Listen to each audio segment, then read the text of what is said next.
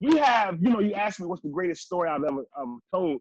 Man, I learned, I didn't know how insensitive church people were to people who were suffering prior to me getting sick. There were tons of people that when I was really, really bad, man, they used to text me or send messages to me saying this line right here. They would say, hey, man, if you need anything, let me know. And I can't tell you the amount of times that I told people that line. But when I was sick, man, I said, man, gosh, I would say another word, but I'm pastoring and I don't want people to think the wrong thing. But it's like, man, I didn't realize how insensitive that line is, because the reality is, man, if people are suffering, it's not conditional. They do need something. So it's never if you need something, they need something. Now, whether you're willing to give time and resources to address the if is a whole other question.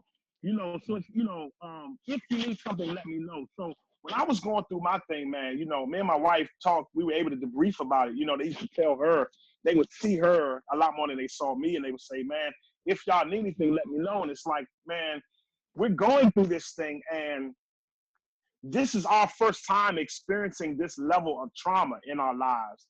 And so the reality is, man, we don't even know what we need. So if I don't even know what I need, how I'm not gonna take time, waste time, whatever, to try to figure out something to tell you just to appease you. All right. Last question.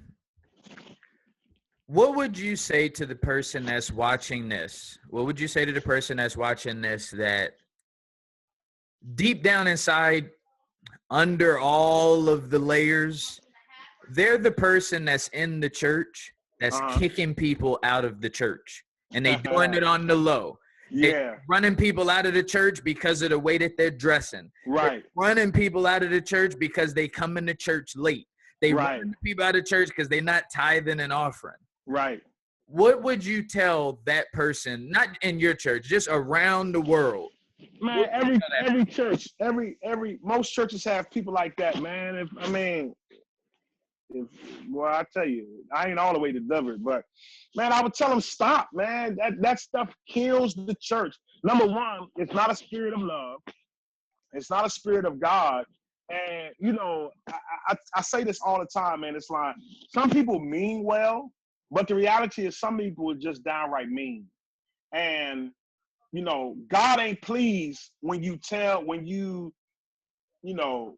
force people away from what he established to help people.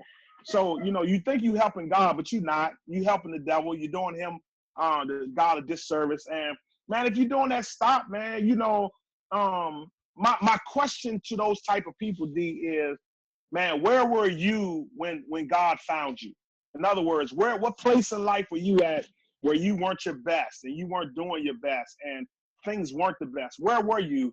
Because all of us can point to some place and time in our life where us and the Lord weren't the best and we weren't connected. So, man, stop doing that, man. That stuff don't help people.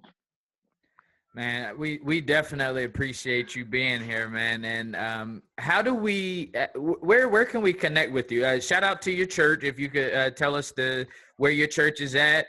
Also, if you're on any social media platforms, how do we connect with Noah Washington? So my church is in Columbus, Ohio. We on YouTube, Ephesus Columbus or Ephesus SDA Church. We on YouTube.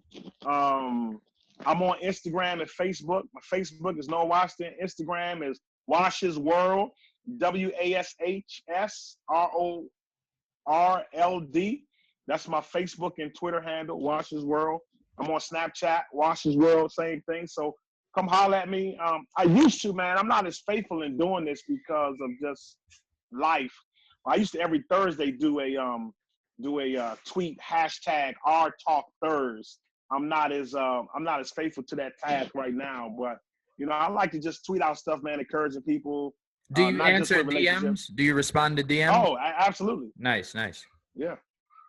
So if we got a question that's something that we going through, we can hit up Noah Wash. Hit up Wash's World. Okay, Wash's World. We'll hit up Wash's World. Yeah. We talking about suicide. We talking about abortions. We talking about dating. We talking about family. Yeah. You know what I'm saying? Hit up Wash's World. We'll put man. Somebody, you know what I'm saying? I think one of the greatest compliments, you know, and this ain't nothing on me. I'm just being real. You know, I've been around the country, out the country, you know, speaking or whatever case may be. And I caught up with somebody, not from high school, man, but like from middle school.